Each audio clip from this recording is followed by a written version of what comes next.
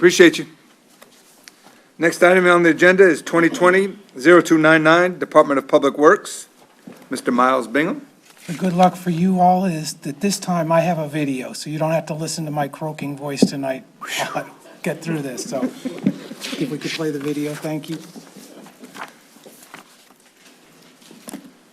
In St. Charles Parish, with more than 160 employees.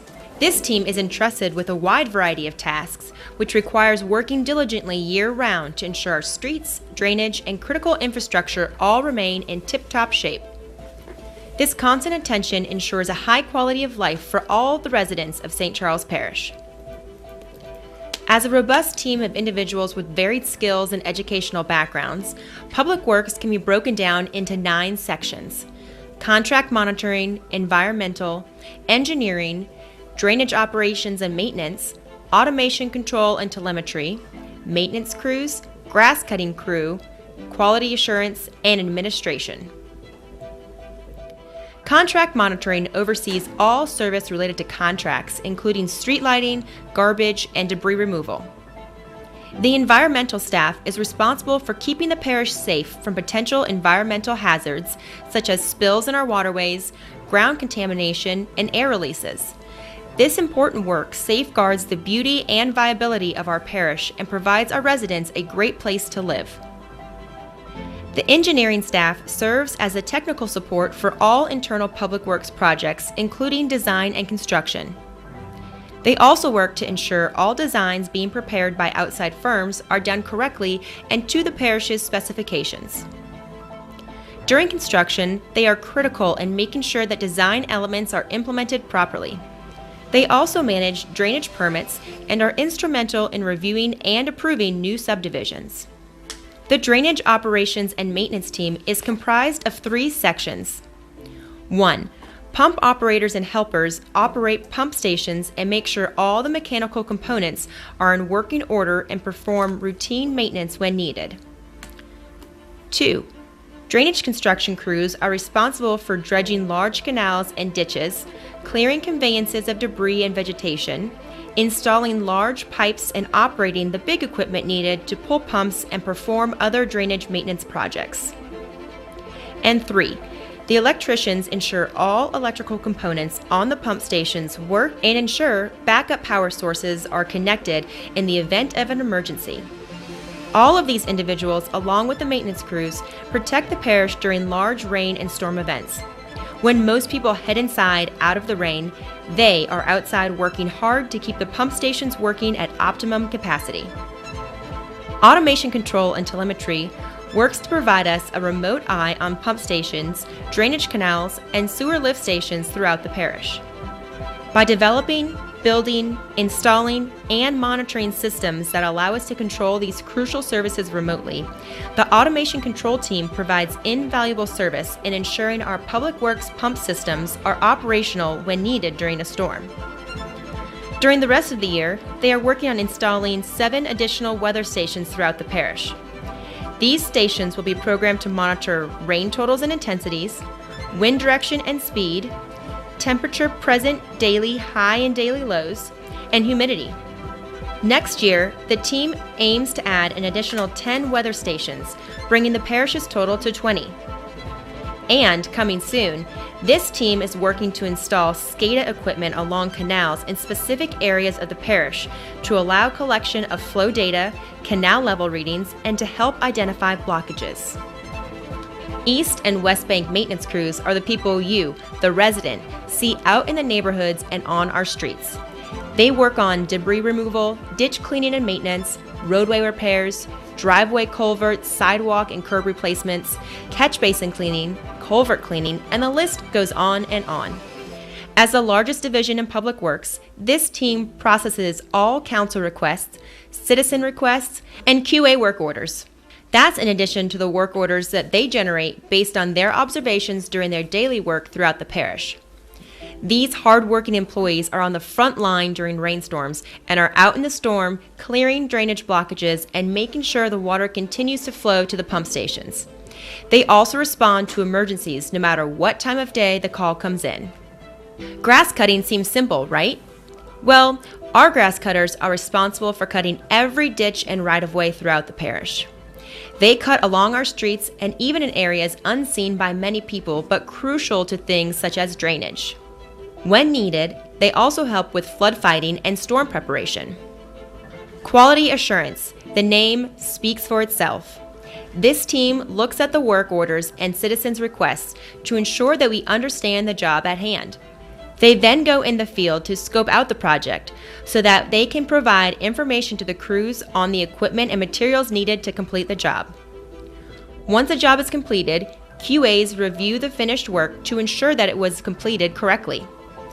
By performing a pre- and post-check, they are linked to ensure we do quality work every time. This group also reviews all work being done by subdivisions and on our contractor construction projects. And last, but certainly not least, the administration staff ensures everything continues to run smoothly. Rain or shine, they support all parts of the Public Works team. Together, Public Works tackles both small and large projects based on the needs of the parish. Work orders are created to address various projects and are not only self-generated by the Public Works staff, but are also created based on requests from other departments, the parish council, the administration, and even residents. In July of this year, Public Works received 170 citizen requests, which generated approximately 30 work orders for 18 days of work, ranging from requests to cut grass, dig ditches, or cleaning culverts. In that same time period, the Parish Council submitted an additional 57 requests. In addition to work orders, there are a number of ongoing in-house and capital projects that the team is managing. Public Works, by law, is able to handle in-house projects that cost under $250,000. All other projects go out to bid and are contracted through a third party. All work, regardless of it being done in-house or contracted out, is overseen by parish engineers. Public Works is also responsible for the parish's largest and most valuable asset, pump stations. St. Charles Parish currently has 55 pump stations, and the Public Works team is constantly working to maintain and improve all components of these stations. The parish pump stations can pump 2 inches of rain in the first hour and 1 inch of rain every hour after that. One of the most important jobs that our Public Works team performs is preparing for storms and cleaning up after them. When it is about to storm and we are all seeking shelter, Public Works crews are out in the rain ensuring our parish is prepared. Whether they are cleaning catch basins and ditches, checking pump stations, picking up debris, or filling HESCO baskets, the Public Works team serves as our first line of defense against bad weather. They truly are storm fighters. Supporting nearly every other department in parish government when needed, the Public Works team is truly an invaluable group of individuals who work together to ensure a high quality of life for our residents. With all of that said, I wanted to also take this advantage to say something about my staff. I have an incredible staff. They are hardworking. When well-directed, they do amazing work, and I'm very proud of them. And I'll take questions. Any questions for Mr. Bingham? Ms. Cluley? Thank you, Mr. Chair. The weather stations, how much do they cost apiece, and how do they identify blockages? Okay. The weather stations are about $7,000 to $10,000 installed. That includes the foundations and everything. We actually have 5 of them up at this point. The additional 5 will be done this year before the end of the year, and then we'll do 10 next year. The question about how they identify blockages is not really the weather stations, it's more SCADA, which was mentioned in that video. SCADA is a system where it can shoot radar or LiDAR onto the water surface elevations, and you can monitor how that water elevation is fluctuating. And so you can see what water is coming to the pump stations, so you know how to react.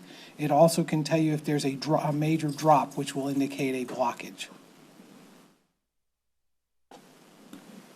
Mr. Jewell? I just want to take a second to first thank Miles and as the Public Works Director, and then the entire Public Works crews for all they do for the parish. A lot of work that needs to be done all the time.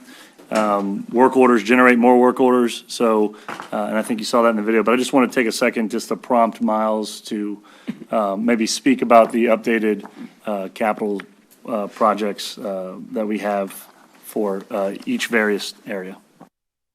Okay, what I've done is that you should have in front of you an update of all the projects. I'm sure that we probably missed one or two, but this is something that I did in my previous job when I was running a capital project for Jefferson Parish. And it is a quick way to update the council as to where the status of projects are, what they're funding, what they were going to cost, and where we stand on schedule. And I think it's a valuable tool for not only myself and my staff, but also for the council and the parish administration.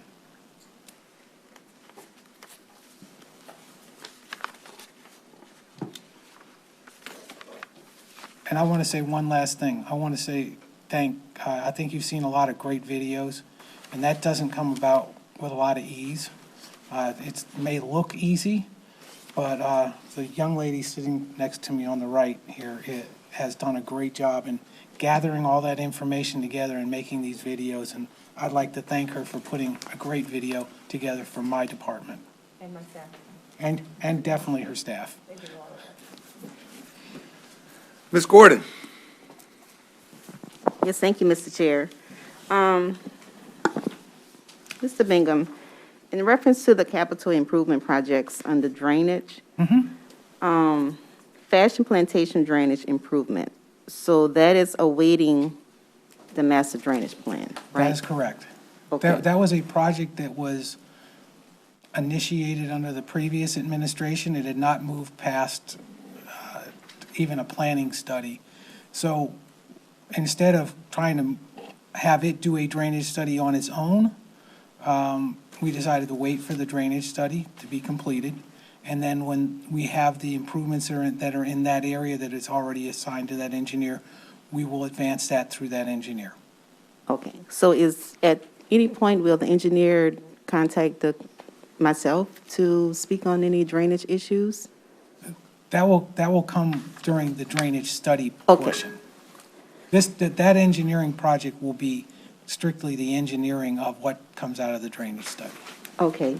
Now, the ditch cleaning and the debris removal along the UP Railroad. So I have seen the work that has been done on Low Street, which it looks real good.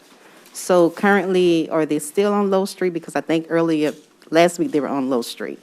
So where are they now? Okay, I believe right now they work the south side of the railroad, and they are now working the north side of the railroad. And then once they finish that area, they will start moving to the west. Okay, and they're going to keep moving, going towards St. John Parish line? Yes, ma'am. Okay, on both sides? Yes. Okay. And the Murray Hill in Destrehan, that's also in a proposal stage as well, too? That's correct. We Okay. actually have that pretty well along in the proposal stage. And that project will actually subsurface drainage from Eve Street to the railroad tracks, Okay, which if you don't know that area, and I know Ms. Gordon does, that area has the street as the drainage conduit. And so every time it rains heavily, the water runs down the street and the roadway is flooded. And that's not a good situation. So what we're going to do is start at Eve Street, which is about halfway back from River Road, and catch that water and take it subsurface. And that will eliminate a lot of the flooding on the street. okay. Is there an estimated construction cost on that? I'm sorry, Ms. Gordon. That's okay. We have not put one together yet. Not to hold you to it, could you throw a ballpark, maybe? If you can't, that's fine. I think it's 3.5 to 4 million. On the, under contract monitoring, how long does it take for street lighting to be replaced? For burnt out street lighting? I think once it's reported, contract monitoring It's quick. contracts set out, and it does go fairly I quick. don't think it's quick. Really? No, Man, it's I've had taken a some- long I've- time. I've had some. If you have one that you, Councilwoman, if you have one that you have not gotten fixed, can you please send it to me and I'll try and get it expedited? Okay. And, one, yeah, I'd put a work order in contact as well. You need to call Chandra. Okay, all righty. Absolutely. And, yeah, I got the number. One other question in reference to the grass cutting, Yes, ma'am. unseen areas. I think I submitted one for sure, maybe two for unseen areas. So how quickly would grass cutting for that be, Okay, they pretty much have a routine that they go through on, they cut in an area and then they keep moving across the parish. We have gotten behind on grass cutting. We've been working them very hard. They've been working 6 and 7 days a week. Because of all the rain Yeah. and the storms, and every time we get into a storm, one of these storms, the grass cutting crews convert from being grass cutting to storm fighters. So they have been pulled in a lot of different directions, and they are starting to catch up. So again, we get those requests and we put them in the chain. okay, all right, thank you. Ms. Perrier?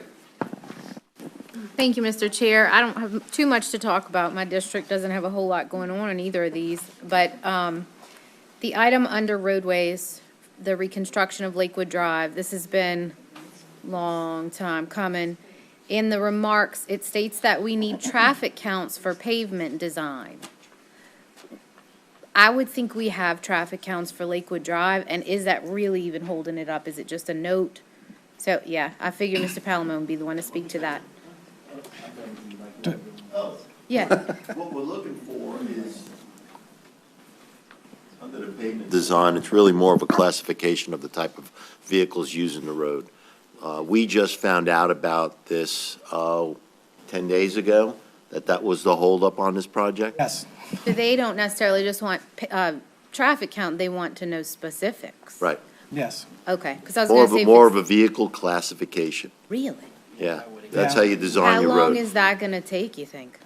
Oh, it shouldn't take long. It's just a matter of You do getting it? somebody out there to put the tubes out or the videos out to see how many trucks, how many four-wheeler, how many Okay. We're already in cars. Should Discussion. not be any four-wheelers on the road. I know, I know.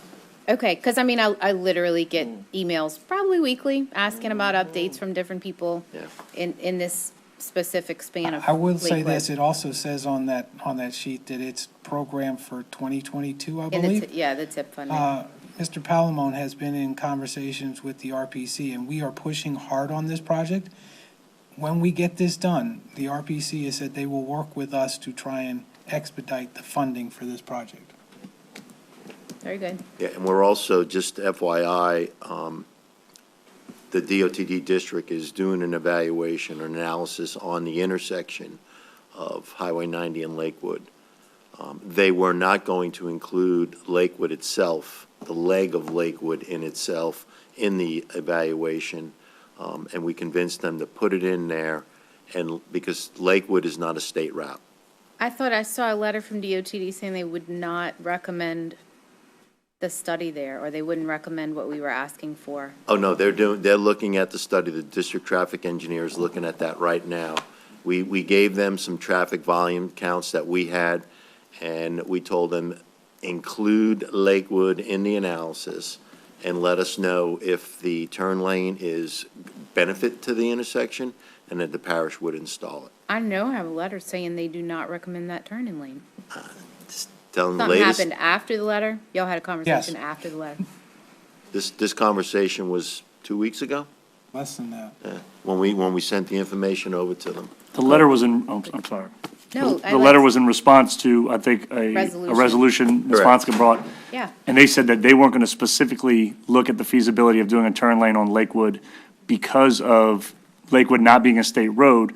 But what we said is that we wanted them to include Lakewood in their general Study, yeah. study. and they weren't going to include cars coming off of Lakewood in that. Okay, I'll pull my letter. Notice when they Either did way. their traffic counts, they only took Highway 90, the left turn onto Barton and Barton itself. Either way, that topic hopefully wouldn't have much to do with the actual traffic count. I mean, we just need to get the traffic count and try to get the funding sooner, and that'd be on time, so that'd be great and helpful. Thanks. Mr. Donaldson? Thank you, Mr. Chair. Mr. Bingham, the Engineers Canal Bank stabilization, that thing's still on? Still? Yes, sir. When we plan on starting, we know? Or we have to wait for another study? I don't believe we need another study. sorry? I do not believe we need another study. I don't either. I think they're working on design, and I'll have to check that for you, sir, and I'll get back to you. Please. Thank you. Ms. Cluley? Thank you, Mr. Chair. The annual road maintenance, is that happening this fall? Or is Yes, that pushed to yes, next year? ma'am. That's one of those things that, I'll be honest, with all the other things going on, it kind of got pushed back. Mr. Palamone and I took a good look at the books from 2019 and realized there were a lot of projects in the 2019 report that were not done last year. Right. And we're going to work off of, there's an awful lot of work already in there, including some roads that are probably rated the worst roads in the parish that are outside the budget of this program, which will be added to our soon-to-be road program for bonding. So, because they're bigger projects. And so we're gonna work through that. We are gonna develop a program. We will be meeting with you all to talk about that so that everyone, we can see what it is that you all need as well and try and keep it within the budget. So that means, yes, it's going to happen this fall, or no? Well, I would say we're already out of fall and almost into winter, so Okay. I would say that it will happen this year, yes. What's that? Oh, I'm sorry. I think we're gonna get started, Yes. as soon as we can, identifying the ones that we want to do and let you all know about it. In addition to that, there's a couple of ways we can go about it. We're right now working on putting out, a bid package for concrete replacement and asphalt replacement. If we were gonna move forward in a quicker manner, we could always piggyback off the JP contract, similar to what we're doing on some of the bigger canal projects we're working on. I think we've talked about that in previous council meetings. So next year, instead of hiring individuals, like engineering firms, to redo all the parish roads, we're going to have an in-house crew that's going to be doing it under Miles' direction, so that we don't have to source that out. We're going to do it all in-house, so it'll be a lot quicker, and we'll be on top of it a lot better. Because from what we understood when we came in, every year they would hire somebody to go look at all the roads. And we do like 1/3 of the roads at best. And then the others sat and they went and did it again. So that's when we started going through the books and looking at what was accomplished and what was prioritized. And we're like, wait a minute, something's not right here. We can do these roads. We don't need to redo and reevaluate every parish road. So that's why we're going to advance it from the 2019 books this year. And then next year, we'll take it in-house, and we'll have a crew set up with either EI, an engineer, or QA folks to go out and survey the roads. We can do it in-house. I thought the engineering was to get estimates on what the cost was, not We can do that. necessarily Yeah, okay. we can do all of that in-house. All right. And I think it puts the money back where we need it, which is into the roads that we're doing. When we get to some of the bigger projects which need more engineering, we'll engineer those, but we'll pick those. You mean you'll outside engineer? Yes, outside engineering, because I mean, I looked at several roads, and I can't remember which ones, but there were $3 and $4 million to Yeah. repair the road, and we're not gonna do that under a maintenance program. Yeah. They need to be sourced as separate projects and designed. And we will bid those, whereas, as Mike was saying, we will bid a maintenance contract for asphalt and one for concrete. And then that will allow us to do roadways anytime during the year. If we come up with something that is necessary, right now, we find something, we can actually go do it under that contract, rather than waiting and putting everything in one contract and bidding it with a contractor. Yeah, and then you don't get it because it doesn't make the cutoff. All Right. Thank you. Mr. Dufresne? Thank you, Mr. Chair. Ms. Cluley kind of stole my thunder. I was going to ask about the maintenance of the street program. I understand what you're saying. So it's a 2-year, probably like a 1-year, 2-year package. Yes. All of the Bow Brothers, Barrier, all of the big contractors who do streets come in and give everybody bids. We take the lowest one. We give them a list of streets that we need them to mill and overlay, right? Place Asphalt, panels or whatever. whatever. So I understand you don't need an engineering firm to figure out how to mill and overlay a street. And if it has holes in the asphalt that need to be patched, you patch it first, mill it again, overlay, correct? Same thing with street panels. That's The correct. concrete's cracked, you take it out. You look, the base is bad, you fix the base, you go back with 8-inch with fiber, bam, we done, correct? That's correct. And- Okay. And one of the things that I also will implement is doing corings, so that we have samples of Exactly. everything that that we're putting back. So we know, I heard a story about they milled a road, and they milled off 2 inches of asphalt, and they were into the base, which should never happen. That means you don't have enough asphalt down. So we'll know that ahead of time, so that we can actually adjust for that. Okay, so here's an ugly subject that I figure a lot of us are getting. So I know I've been approached. I saw Ms. Darrensburg had something about it. Ms. Blaylock just passed something about it. So people are complaining of speeding on 25-mile-an-hour streets. So the only option we have is to send out questionnaires to ask if the majority of the people on that street want the speed limit lowered down to 15. So some other people are suggesting we do something, speed bumps or anything to kind of slow people down. But my answer is, if we can't get the enforce 25 miles an hour, how are we going to enforce 15 miles an hour? But what is your take on coming up with something? Either we put, I know no one wants speed bumps, but what is an answer we can come with that we could tell people? Because I got a feeling us three aren't the only ones. I've got it in 2 streets in my district, and the majority of the people are against it. Lowering the speed limit to 15 from 25, so. So, to answer your question, the first thing I'm going to address is speed bumps. Speed bumps present a liability issue. They do a lot of damage to cars, and they really don't lower the speed that people are doing. They're going to go over, they know where the people in the neighborhood know where the speed bumps are, and they're going to go over them at a certain rate that they know they can go over them, and they're going to take off again.